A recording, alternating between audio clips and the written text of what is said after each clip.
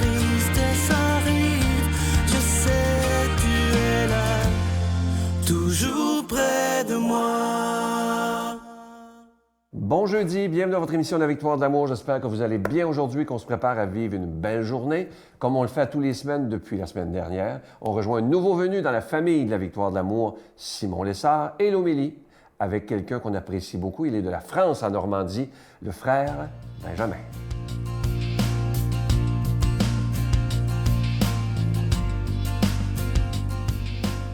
Bonjour tout le monde. Alors, on continue avec notre chronique « Comprendre pour croire ». Et comme je vous l'avais dit la dernière fois, on va amorcer ensemble une méditation de la belle prière du Credo. Vous savez, cette prière qui commence par « Je crois en Dieu, le Père Tout-Puissant ». Des fois, on la récite un peu machinalement à la messe, mais c'est important de la méditer, de l'approfondir, parce que dans le Credo, je dirais, il y a tous les plus grands secrets pour être heureux dans la vie. Le Credo, c'est la prière où on découvre la science du bonheur. Et j'ai le goût de commencer avec vous par la toute fin du Credo.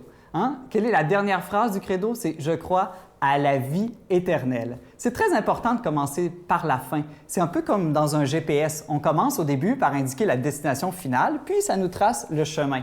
Ou, pour prendre une autre image, si vous préparez une recette, vous regardez d'abord la belle image que vous voulez atteindre, puis ensuite les ingrédients, les étapes. Donc, il faut toujours comme ça dans la vie se demander quel est mon but, quel est le but de ma vie. Eh bien, le Credo répond à cette question-là. Quel est le but de ma vie? Quel est le but de ta vie? C'est la vie éternelle.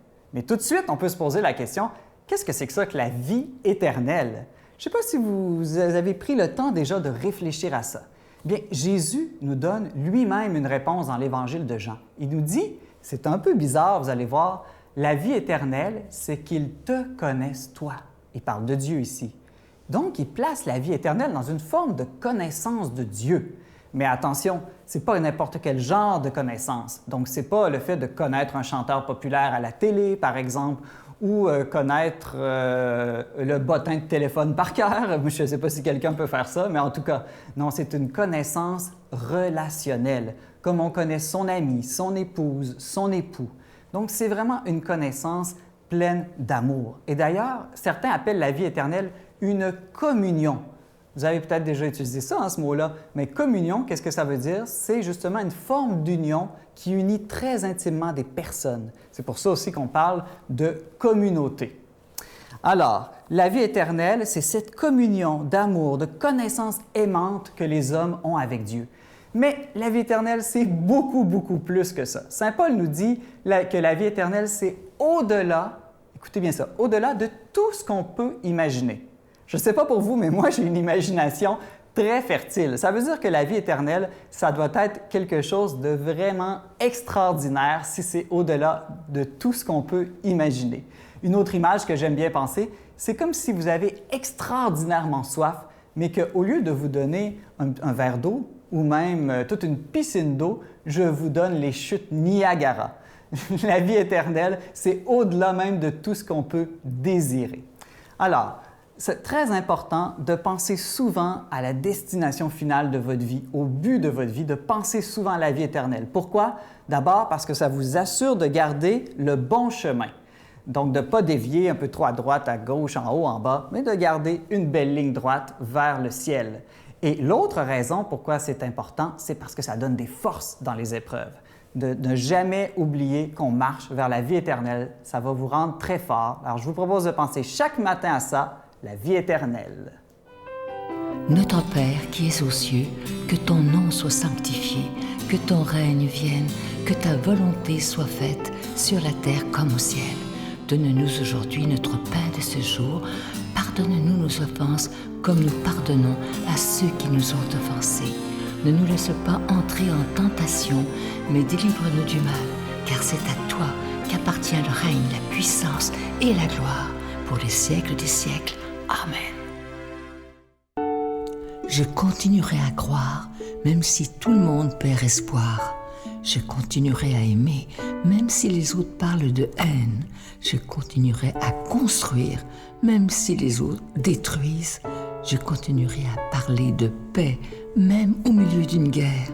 Je dessinerai des sourires sur des visages en larmes et je tendrai les bras à ceux qui se sentent épuisés. Oui, je continuerai à croire.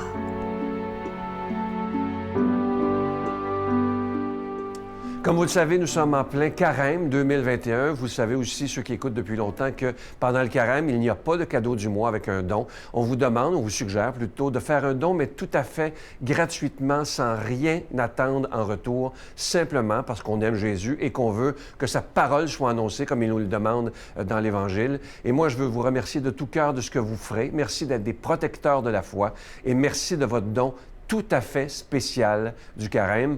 Je vous rappelle aussi qu'il est important de donner avec joie parce que Saint Paul dit dans une de ses lettres, « Dieu bénit celui qui donne avec joie. » Alors, je vous donne l'adresse, la Victoire de l'Amour, case postale 120, succursale Boucherville à Boucherville, le J4B 5E6, je vous la redonne, la Victoire de l'Amour, case postale 120, succursale Boucherville à Boucherville, le J4B 5E6. Également par téléphone, par carte de crédit du lundi au vendredi de 8h30 à 16h30 dans le 514-523-4433, 523-4433 ou sans frais le 1-888-811-9291, 1-888-811-9291 et aussi sur notre site Internet. Vous savez que c'est une façon très rapide, sécuritaire et efficace de faire votre don, le www.lavictoiredelamour.org. Merci de tout cœur de donner des mains à la Providence. Vous savez que cette œuvre existe depuis maintenant 26 ans déjà. Je sais qu'il y en a parmi vous qui écoutent depuis les 26 dernières années. Je trouve ça absolument extraordinaire. Et ce que je trouve magnifique, c'est que de plus en plus de personnes écoutent la Victoire de l'Amour à tous les jours. Alors merci de votre don tout à fait spécial en ce carême 2021.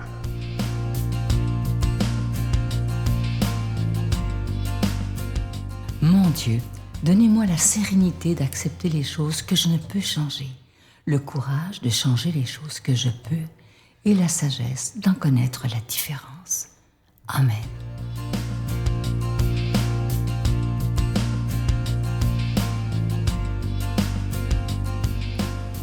Évangile de Jésus-Christ selon saint Jean. En ce temps-là, Jésus disait aux Juifs, « Si c'est moi qui me rends témoignage, mon témoignage n'est pas vrai.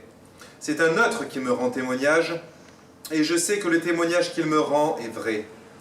Vous avez envoyé une délégation auprès de Jean le Baptiste, et il a rendu témoignage à la vérité. Moi, ce n'est pas d'un homme que je reçois le témoignage, mais je parle ainsi pour que vous soyez sauvés. Jean était la lampe qui brûle et qui brille, et vous avez voulu vous réjouir un moment à sa lumière. Mais j'ai pour moi un témoignage plus grand que celui de Jean. Ce sont les œuvres que le Père m'a donné d'accomplir. Les œuvres même que je fais témoignent que le Père m'a envoyé. Et le Père qui m'a envoyé, lui, m'a rendu témoignage.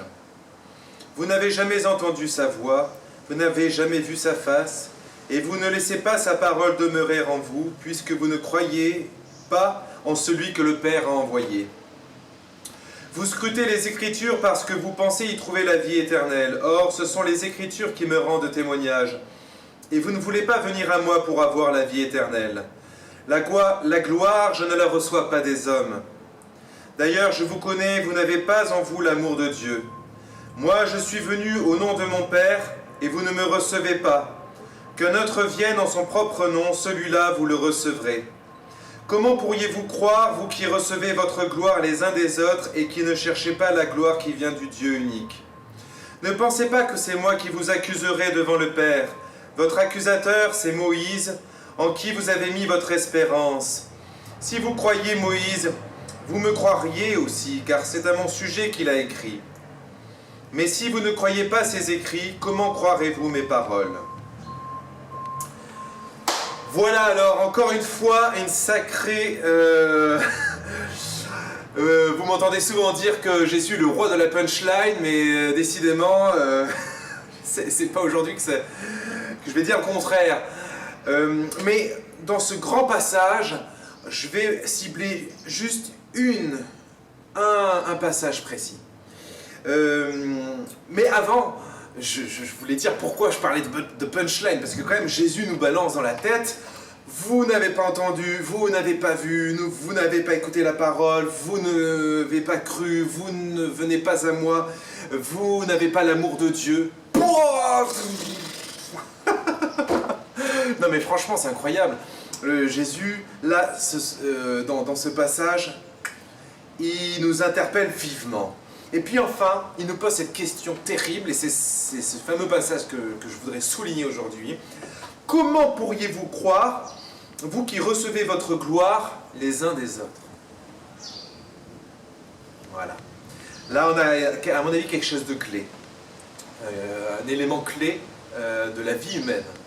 C'est-à-dire qu'en fait, il ne faut pas espérer grandir dans la foi.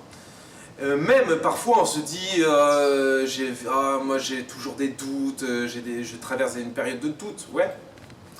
Alors parfois il y a des nuits qui sont permises par le Seigneur, mais parfois aussi il faut bien se dire que notre difficulté à croire, c'est parce que en fait, comment pourriez-vous croire, vous qui recevez votre gloire les uns des autres? C'est-à-dire qu'en fait, on est plus préoccupé du regard des autres, du jugement des autres, de la gloire reçue des autres, de la reconnaissance que l'on pourrait recevoir des autres.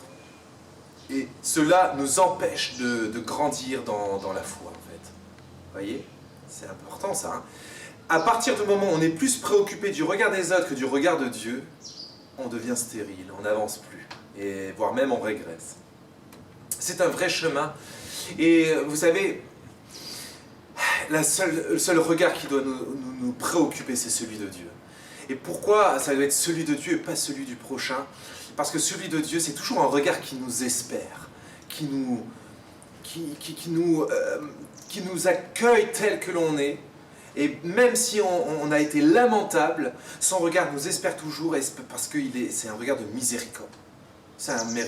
Dans ce regard se trouve la guérison. Alors que dans le regard du prochain, bon, ça peut arriver, mais rien n'est moins sûr. Et vraiment, tout au long de notre vie sur Terre, on doit de plus en plus être fasciné, contempler ce regard du Christ. C'est ce qu'on fait d'ailleurs dans l'adoration. Dans l'adoration, c'est pas seulement nous qui regardons l'hostie exposée, c'est l'hostie qui nous regarde. Il y a cet échange de regards, c'est ce regard. C'est pour ça que dans l'adoration, c'est un chemin de guérison une des guérisons les plus importantes qui soit, c'est-à-dire la guérison de nos manques de foi. Voilà, moi je crois que c'est vraiment très important d'entendre ça et de se dire que si on a du mal parfois à croire, c'est peut-être parce qu'on est trop préoccupé de choses humaines. Et le Seigneur nous invite par son regard à nous élever et à nous guérir, quoi. Et à rechercher seulement sa gloire. Parce que sa gloire, elle est éternelle, que notre gloire des regards humains, elle passe.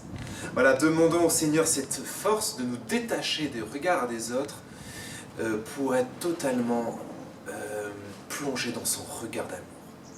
Amen. Et que le Seigneur vous bénisse au nom du Père, du Fils et du Saint-Esprit. Je vous salue Marie, pleine de grâce. Le Seigneur est avec vous. Vous êtes bénie entre toutes les femmes, et Jésus, le fruit de vos entrailles, est béni. Sainte Marie, Mère de Dieu, priez pour nous pauvres pécheurs, maintenant et à l'heure de notre mort. Amen.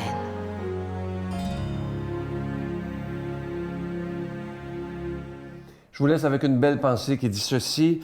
Dieu connaît les fardeaux que tu portes, les larmes que tu verses. Il est le consolateur des cœurs brisés, des rêves brisés et des vies brisées. Fais-lui donc confiance, car lui, il n'échoue jamais.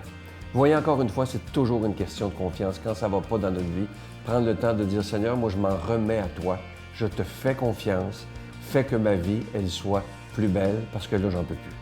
Alors, faisons-lui confiance totalement à demain.